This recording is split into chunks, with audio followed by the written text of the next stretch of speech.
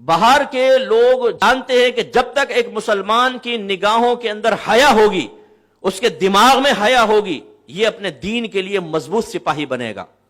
اس کی حیا کا مادہ ختم کر دو، اس کو بغیرت بنا دو۔ دوسرے میں لفظ میں کہہ رہا ہوں، معذرت کے ساتھ لفظ استعمال کرو، بغیرت بنا دو اس کو۔ اس کی نگاہوں میں گندگی پیدا کرو، اس کے ذہن کے اندر گندگی پیدا کرو، اس کو اتنا گندا کر دو کہ اپنی بہن پر بھی گندی نگاہ ڈالے۔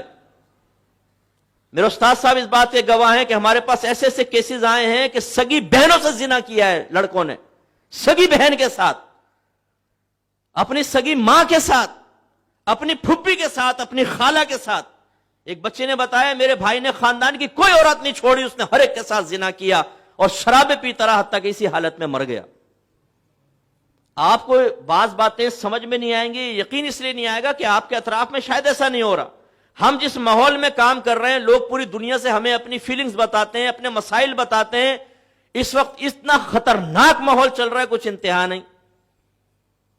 اور اس کے لیے، اس حیا اور شرم کو ختم کرنے کے لیے ہمارے درمیان ایسی چیزیں ڈال دی گئی ہیں کہ ایک نوجوان کے چہرے پہ داڑھی ہے، سر پہ امامہ ہے، لیکن یہاں گندگی ہے، کیونکہ وہ لوگوں کے سامنے نہیں، تنہائی کے اندر وہ چیزیں دیکھ رہا ہے، خراب قسم کی ویب سائٹس کی وزٹ کر رہا ہے، وہ لڑکیوں کے ڈانس دیکھ رہا ہے ٹک ٹاک کے اوپر، ان کو مٹکتے ہوئے دیکھ رہا ہے، ان کے جسم کے مختلف حصوں کو دیکھ رہا ہے، اور اپنے ذہن میں گندے تصورات لا کر ان سے لذتیں حاصل کر کے اپنے اوپر خود پر غسل واجب کر رہا ہے۔ جس استاد نے تو ہمارے استاد صاحب نے تو بڑے محتاط الفاظ میں نشے کے بارے میں فرمایا نا، یہ نوجوان اپنی طاقتوں کو اپنے ہاتھ سے ضائع کر کے اس قابل نہیں ہیں کہ یہ جہاد کر سکیں، ان کے منہ پہ تماچا لگے تو یہ دور جا کے گریں گے۔ اندر کی غیرت ختم ہو چکی ہے، بے حیائی نے ان کاموں کا ارتکاب کروایا ہے کہ اگر غیر مسلم سے جہاد کرنے کا موقع ملے تو یہ بے شرم ہاتھ بھی نہیں اٹھا سکے گا، اس کے منہ پہ تھپڑ پڑے گا، جا کے دور جا کے گرے گا۔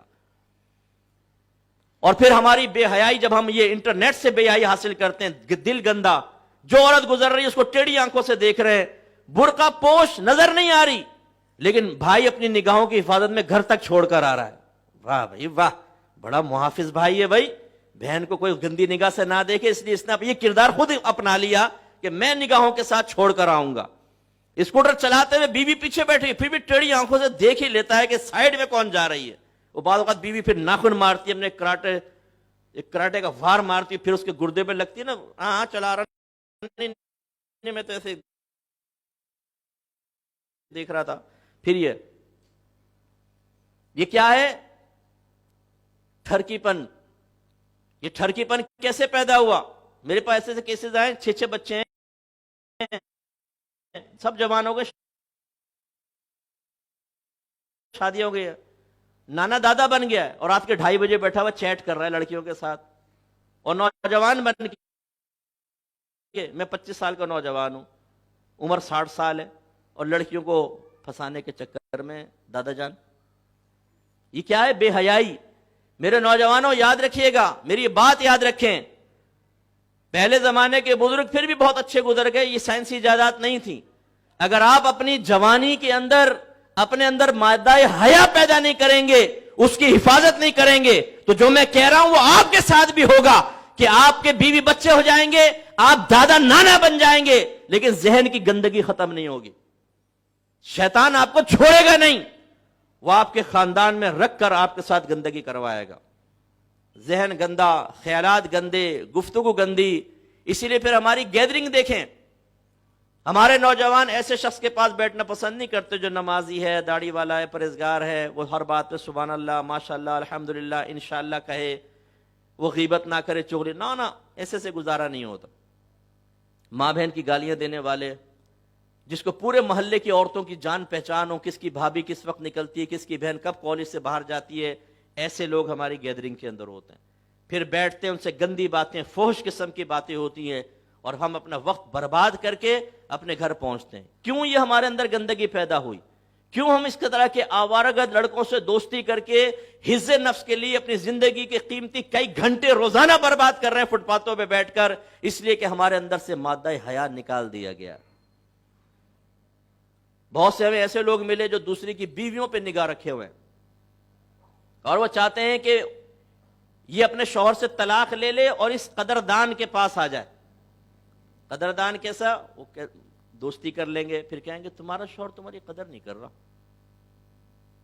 تم جیسی لڑکی کی تو بڑی قدر کرنی چاہیے تھی. اشارہ یہ ہے کہ اس کے دل میں درد ہے ساری عورتوں کا, اس کو موقع فراہم کرو, یہ تمہاری قدر کر کے بتائے گا. اور مقصود کچھ بھی نہیں ہے, مقصود صرف عزت نفس ہے, اور اس کا اینڈ زنا ہے. شادی وادی کرنے کا کوئی ہمارے نوجوانوں کا ارادہ نہیں ہوتا, یہ اتنے سنجیدہ عاشق نہیں ہے اس زمانے کے, یہ اپنی وقت گزاری کرتے ہیں.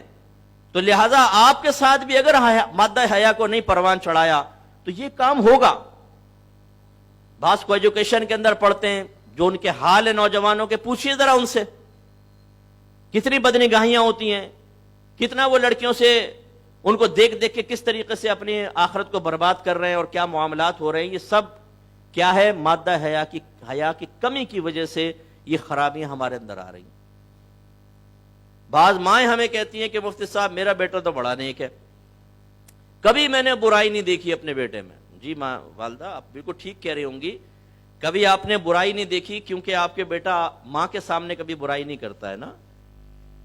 لیکن جب یہ بے تکلف دوستوں کے درمیان ہوتا ہے اور رات کے 2:30 بجے موبائل لے کے گلی کے کھمبے سے ٹیک لگا کے لڑکی سے چیٹ کر رہا ہوتا ہے, پیکیجز کروا کے, یا انٹرنیٹ پہ بیٹھا ہوتا ہے, تب اپنے بیٹے کے نیک پن دیکھا کریں, اس کا پپو پن تب نظر آئے گا.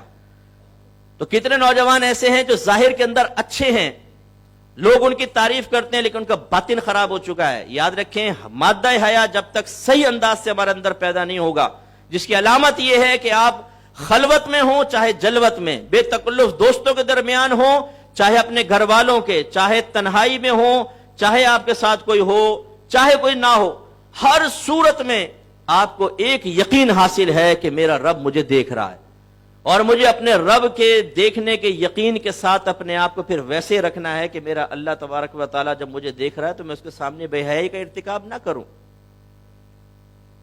تو ایک علم کی کمی, دوسری حیا کی کمی, اس کی وجہ سے ہمارے یہاں بگاڑ.